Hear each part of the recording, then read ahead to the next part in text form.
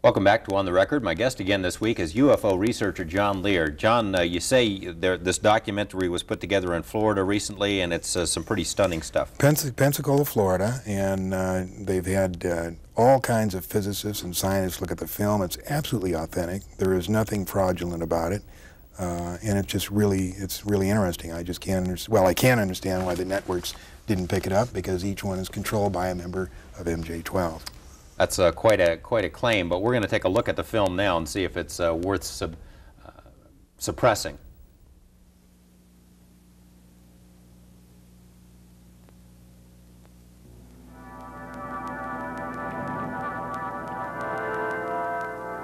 Things were very normal around the house. Just a normal evening. My wife says she's got to run to the store. Anyway, I'm sitting at my desk. Out the window, I noticed something, a glow. I got up and walked around outside and looked. It just didn't look like a helicopter or an airplane. I realized that it was not something normal. I thought of calling the police, and I said, well, I better take a picture first. I had no feelings I was going to be, hurt or anything. I took 4 shots and ran out of film, and again in my mind, take some more pictures. I ran back in, took the last package of Polaroid film out, opened up and crammed it in there, because the thing's flying around out there, I mean, get it quick. It either saw me or whatever, because it started coming. It altered its course. It started coming my direction. That was November 11th, 1987, about 6 o'clock in the evening. A Gulf Breeze resident who insists on remaining anonymous took these photographs. Charlie and Doris Summerby say they saw the same thing that night over East Bay. And suddenly, Dory said, "Look, what's that, Charlie?" I'll be damned. There were portholes. We saw portholes of light coming out of the portholes. And over the next 3 months, many more pictures would be taken.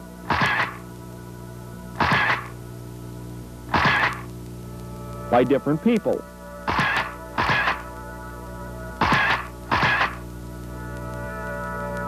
And videotapes, too. And I feel that there's absolutely no sign of a hoax, that the photographs are genuine, that the witnesses are telling the truth, and that this presents probably the best, without any doubt, the best photographic evidence in 40 years of UFO investigations.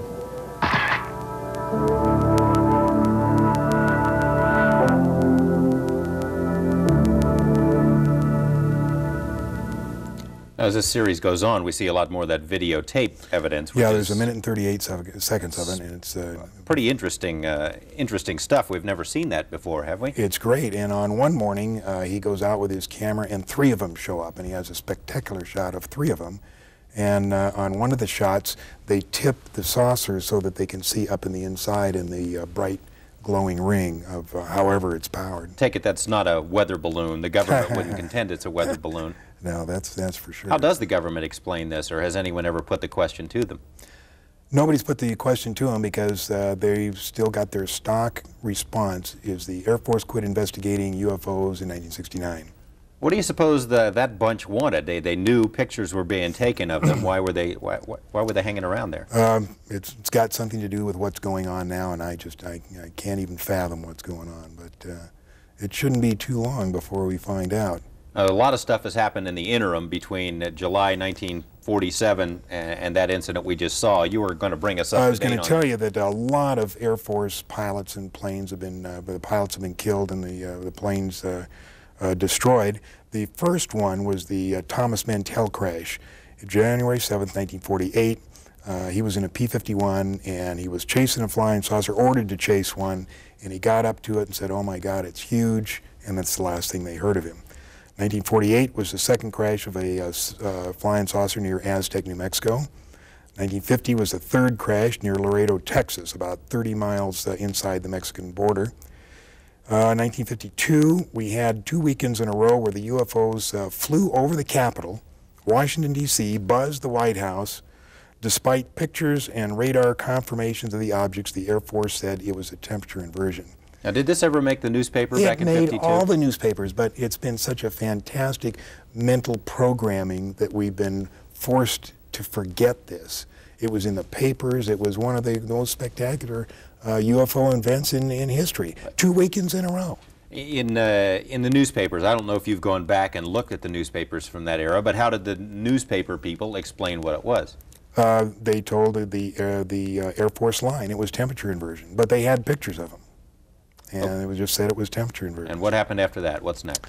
The government established an intensive program of ridicule against anyone who said they saw flying saucers. And fear of ridicule was the foundation on which the cover-up was placed. Nobody likes to be ridiculed. And they built that fear into anybody so that nobody would talk about it. 1952, Eisenhower was elected. He was briefed by Hill and Cotter. Eisenhower, being military, took steps to ensure that the secret was kept. Because of his military background, he made it more military-oriented than, say, a civilian president would have. And it's this, I think, that has let his actions let the real power of the executive office slip through the hands of the president into MJ-12. And we've got a copy of, I think, outside of that document where Eisenhower is briefed in that. He was briefed, and he set it up. And interesting thing, in late '53 or early '54, Eisenhower witnessed an alien demonstration of technology and power at Muroc Dry Lake, which is now called Edwards Air Force Base. How do you know that? How did you get that? We have witnesses who were there. Who say the president was there seeing? The president was there. There's an English guy. He passed away. He either passed away just recently, but before he did, he was the last living person who was present at that meeting. And he said that Eisenhower told the aliens that the world was not ready for him. And nothing happened until the first part of the 60s. Several more crashed in the 50s. In 1960, Kennedy was elected. Eisenhower was the last president to have a full briefing on the alien problem. There was a disdain of elected officials throughout the intelligence and military communities, and they just didn't like elected officials. So every president since then has not had high enough clearance to know the whole problem. Now they know there's aliens, they know we've recovered saucers, and they know that we're trying to get technology. But there are certain other things which probably only about 25 people on the face of this earth know. Now, on April 25th, 1964, was the first official communication between our government and the aliens. 3 saucers landed there by prearranged agreement. It was filmed by 5 high-speed cameras, 68,000 feet of film.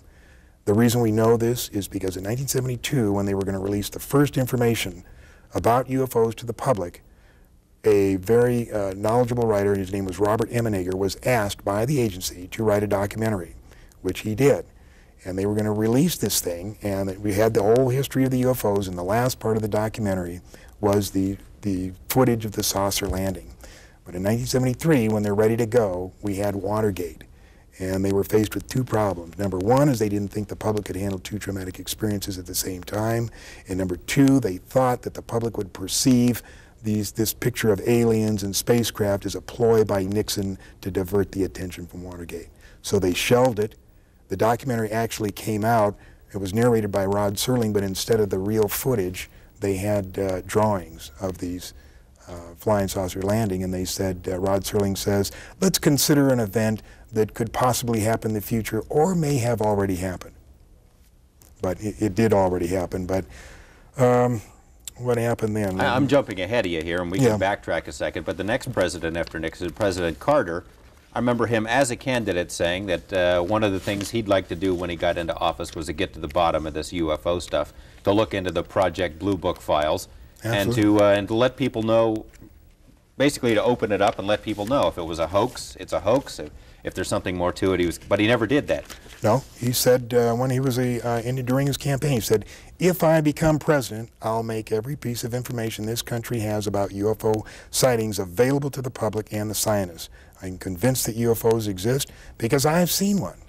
But MJ-12 got to him, and they explained how important it was to keep it a secret. And apparently he agreed with him because we never heard anything from Carter. Okay, what else? In between Nixon and Carter, anything?